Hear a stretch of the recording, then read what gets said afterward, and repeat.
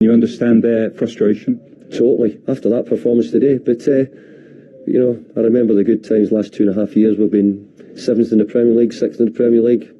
We're still in Europe, semi-final last year, Europe. So, you know, there's been a lot of good things done. So you hope that when things aren't going quite so well, that you get the backing. And, you know, I'm sure they will. So West Ham, 14 defeats in 25 games in the Premier League. Their biggest defeat, actually, in the league since August 2019. Slipping the form, isn't it, Owen? But, yeah, it's slipping. But they had a brilliant season last year. Overachieved massively.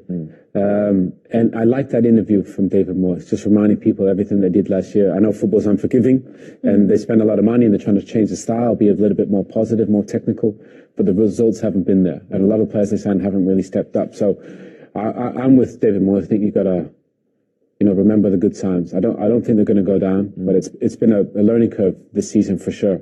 Defensively, offensively, they just haven't been the West Ham that we saw last year. Is that the issue though with the recruitment? They signed players that don't fit the style. Yeah, and look, and I think he's been honest as well. I think he said it on a podcast that he did as well, that in order to try and move West Ham into a new direction, he's had to change the way they're starting. It might be 2 steps back to take, you know, 1 step back, take 2 steps forwards for him. But it hasn't worked as of yet. But you have to agree with Owen. Look at the bigger concept of what he's done. When he first came to the club, they were right down the bottom. He's put them up there. And you have to evolve, and he's trying to do that, and it hasn't been as successful as this season. And David Moyes full of praise for Roberto De Zerbi. Are we taking them seriously in their charge for Europe, Brighton? Oh, I think everybody took Brighton serious a long time ago. You know, they're probably one of the best run football clubs in the country, top to bottom. You know, they do a brilliant job of recruitment. You know, they're losing players, and all of a sudden they're losing managers, and they're kicking on. They're a better version than they were under Graham Potter.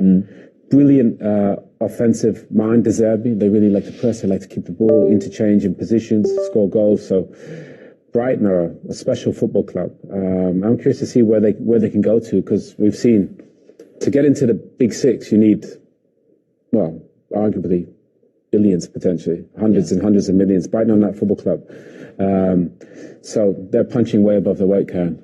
They are, but as you mentioned, they're very well run and they're very innovative, so they are fully aware that they can't spend the monies to get where you just suggested there, but they might try other ways about how to do it, and that is the recruitment. But they have been brilliant in finding that talent, but what I don't want for Brighton is to sell all their best assets and actually then crumble. I think now they've got to a point where they've got a good squad. Actually keep them and add a few, and you've got a brilliant manager. How about you keep them and maybe not sell everybody on and see where the team could go? That's the frustration, isn't it? Because Roberto De Zerbi is going to be in the window for a lot of big clubs, maybe not in the Premier League, in Italy as well. Of course, he was Shakhtar Donetsk's manager before this one.